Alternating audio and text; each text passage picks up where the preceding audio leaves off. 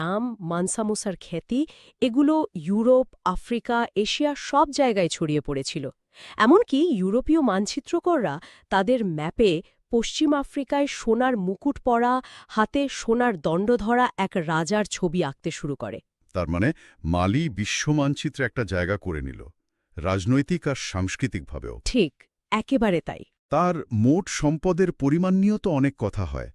কিছু আধুনিক হিসাবে তো দেখি আজকের দিনে নাকি তার সম্পদের মূল্য $400 বিলিয়ন বেশি হতে পারে। হ্যাঁ, এই হিসেবটা শোনা যায়। এটা আজকের দিনের শীর্ষ ধনীদের সম্মিলিত সম্পদের থেকেও বেশি। তবে এই $400 বিলিয়ন হিসেবটা তো আসলে একটা ধারণা দেওয়ার চেষ্টা, তাই না? অবশ্যই, তখনকার সময়ের নিরিখে এর আপেক্ষিক মূল্য বা প্রভাব হয়তো আরও অনেক বেশি ছিল। কিন্তু আমার মনে হয় তার আসল পরিচয় বা উত্তরাধিকার শুধু এই ডলার বা সোনার অঙ্কে মাপাটা একটু কঠিন। ঠিক, কারণ তিনি তো শুধু সম্পদ জমাননি, যেমনটা আপনি বলছিলেন। একদমই। তিনি ওই সম্পদ ব্যবহার করেছিলেন জ্ঞানচর্চা, শিল্পকলা, স্থাপত্যের বিকাশে। বিশেষ করে টিম্বাকটু শহরের কথা ভাবুন। হ্যাঁ, টিম্বাকটু। ওটা তো খুব গুরুত্বপূর্ণ বাণিজ্য শহর ছিল। ছিল। আর মানসা মুসা সেটাকে শিক্ষা, বাণিজ্য আর ইসলামিক সংস্কৃতির একটা বিশ্বমানের কেন্দ্রে পরিণত করেন।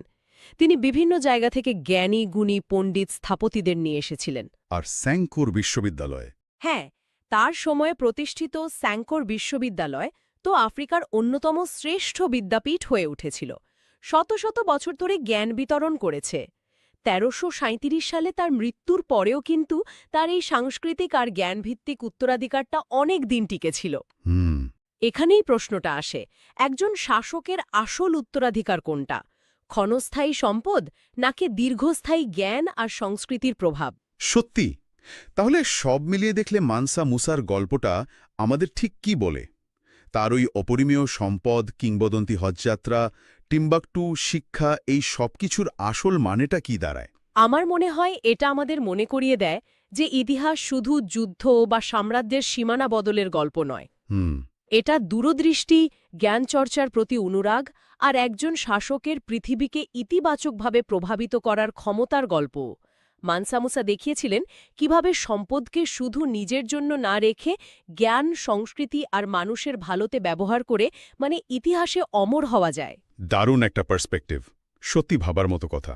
আর শেষে একটা প্রশ্ন রেখে যাই আলোচনার জন্য।